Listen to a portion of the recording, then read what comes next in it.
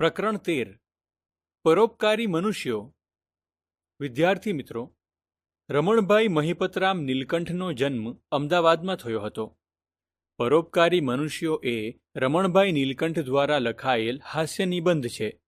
આ નિબંધમાં લેખક માનવ સ્વભાવમાં રહેલી શિખામણ આપવાની વૃત્તિને હાસ્ય દ્વારા વર્ણવી છે. આંજણીના નિવારણ માટે પરિચિત અપરિચિત જે સલાહ આપવામાં આવે છે તેમાં આંજણીને દૂર કરવાના ઉપાયો બતાવવામાં આવે છે. તેમાંથી સર્જાતી પરિસ્થિતિને હાસ્ય દ્વારા રજૂ કરવામાં આવી છે. મને એકવાર આંજણી થઈ હતી. 2-3 દિવસ મેં કાંઈ ઈલાજ કર્યો નહીં. એમ જાણ્યું કે મટી જશે, એમાં શું ભારે દરદ છે. પરંતુ આંજણીએ બહુ પીડા કરવા માંડી, એટલે અમારા ઘરના દાક્તર પાસે ગયો. તેમણે કહ્યું, એના ઉપર કાંઈ લગાડવાની જરૂર નથી. પાકે એટલે મારી પાસે આવજો, નસ્તરથી ફોડી નાખીશ. બહુ પીડા થાય તો શેક કરજો. હું ઘેર આવ્યો ત્યારે અમારા કુટુંબના એક મિત્ર મને મળવા આવેલા હતા. તેમણે પૂછ્યું, ભાઈ, ક્યાં જઈ આવ્યા? આ આંખે શું થયું છે?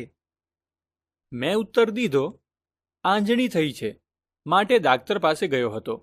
પણ દાક્તર કહે છે એને છેડશો નહીં, એની કાંઈ દવા નથી, પાકે એટલે નસ્તરથી ફોડી નાખીશું. આટલું સાંભળતા અમારા એ મિત્ર ક્રોધે ભરાઈ ગયા. ડાક્ટરે આજે દવા ન આપી? વળી કહે છે કે એની કાંઈ દવા જ નથી. ત્યારે એમના ભણતરમાં શું પૂડો મૂકવાનો છે?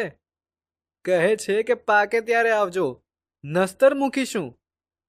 તમે પણ ભલા માણસ છો. એક કોડીનું ખર્ચ નથી.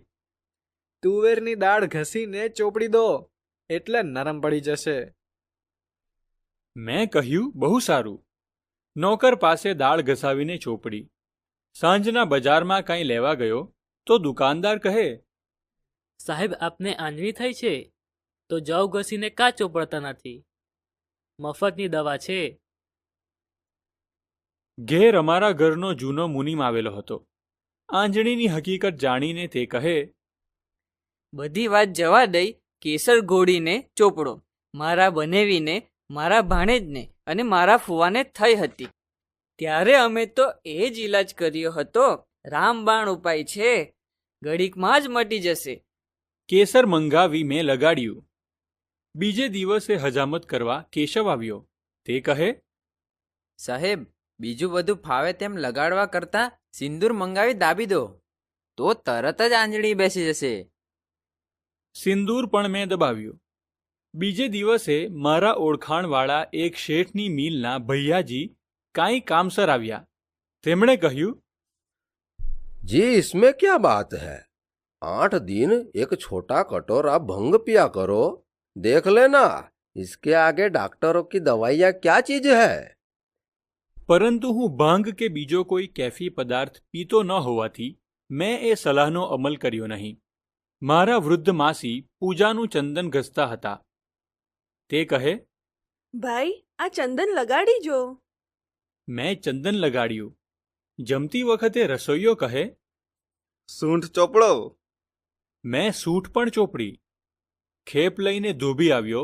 તે કહે, લવિંગ ઘસીને ચોપડો. બળતરા બળશે પણ આંજણી ઊભી જ નહીં રહે. લવિંગ પણ લગાડ્યું.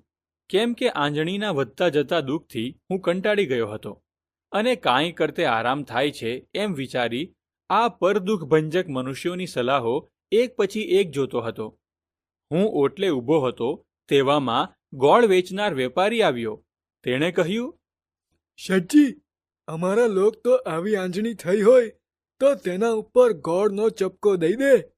છરીના પાના ઉપર ગોળ મૂકી તેને તપાવી લગાવી દેવો. ગરીબ માણસનો ઉપાય છે.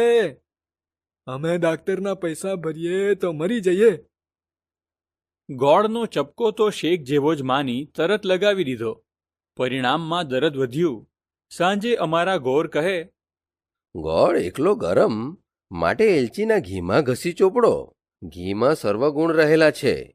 હું તો જુલાબ લેવો હોય ત્યારે પણ દિવેલ પીવાને બદલે ઘી જ પીવું છું. એલચીને ઘી લગાવતો હતો તેવામાં મારા એક પારસી દોસ્તાર આવી ચડ્યા. તે કહે, અરર મિસ્ટર, આ શું કરી મૂક્યું છે? આંખને ઘી ગોર કાં ખવારો છો? એક કાંડો કાપી તેનો રસ લગાવી દો, ના મોટે તો મને 4 ટમાચા મારજો. જેમ તેમ કરી કાંદાની દુર્ગંધ વેઠીને મેં રસ પણ લગાડ્યો. હવે તો આંજણીના અંદર શા હાલ હતા તે ખબર પડે તેમ નહોતું. દવાઓના પડ ઉપરા ઉપરી આવી આંખની બાજુ ઉપર એક નાની ડુંગળી બની રહી હતી.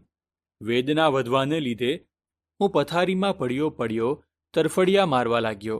તથા હવે કોઈ પૂછે તો કાંઈ કહેવું નહીં, તથા નવો ઉપાય અજમાવવો નહીં, એમ મેં નક્કી કર્યું. એટલામાં મને ઠીક નથી જાણી મારા એક વિધવા ફોઈ ખબર કાઢવા આવ્યા. તે કહે, ભાઈ, તમે અંગ્રેજી ભણેલા તે ગણેલા નહીં. હું તો મને કાંઈ પણ થાય ત્યારે જરા લોટ ઘીમાં શેકી ખાઈ લઉં. જો બદામ હોય તો થોડી નાખું, નહીં તો ઘી, ખાંડ ને લોટ તો ઘરમાં હોય જ. તાવ આવે, ઉધરસ થાય કે વા આવે, માથું દુખે કે સળેખમ થાય, તો પણ મારો તો એ એક જ ઈલાજ છે. ફોઈનું લાલ ચણોઠી જેવું શરીર જોતા એ ઉપાય અજમાવવાની વાત મારા મનમાં ઉતરી. વળી શીરાનો સ્વાદ પણ કોને ન ગમે? માટે બીજા ઉપાય કરતાં ઘણી વધારે ખુશીથી ફોઈનો ઉપાય શરૂ કર્યો અને 2-3 દિવસ ચાલુ રાખ્યો. પણ આંજણી તો કશાને ગાંઠે નહીં. અંતે પાછો દાક્તરને ઘેર ગયો. તમામ ચોપડેલી દવાઓનો ડુંગર ખોતરી કાઢ્યો અને અંદરથી આંજણી નીકળી એટલે તેના ઉપર નસ્તર મૂક્યું. બગાડ નીકળી જતાની સાથે જ આરામ લાગવા માંડ્યો. મારા જે હિતેચ્છુઓએ મારી દયા ખાઈને મારા દુઃખનો ભાર ઓછો કરવા કાળજી રાખી હતી, તેમનો જાહેરમાં આભાર માનવાની આ તક લઉં છું. સારાંશ: આ હાસ્ય નિબંધમાં પારકાની મુશ્કેલી જોઈને માંગ્યા વગર સલાહ આપનારા લોકોને કારણે સર્જાતી તકલીફોનું હળવાશથી ગદ્યમાં નિરૂપણ છે. દર્દીને ગમે તેટલું દુઃખ થાય અને પીડા થાય, પણ પોતે બતાવેલ ઉપાય શ્રેષ્ઠ છે અને રોગ તરત જ દૂર થઈ જશે એવા ઘણા જાણીતા અને અજાણ્યા લોકો દાવો કરતા હોય છે. આ નિબંધના કેન્દ્રમાં આવા લોકોની સલાહને અનુસરતી દુર્દશાનું હાસ્યજનક નિરૂપણ છે. આંજણીના નિવારણ માટે અપાયેલી અનેક સલાહોનું રસપ્રદ નિરૂપણ અહીં છે. છેવટે દર્દીએ નિષ્ણાંત ડાક્ટર પાસે જ જવું પડે છે. આ હાસ્ય નિબંધ દ્વારા માનવ સ્વભાવમાં રહેલી શિખામણ આપવાની વૃત્તિનો પરિચય મળે છે.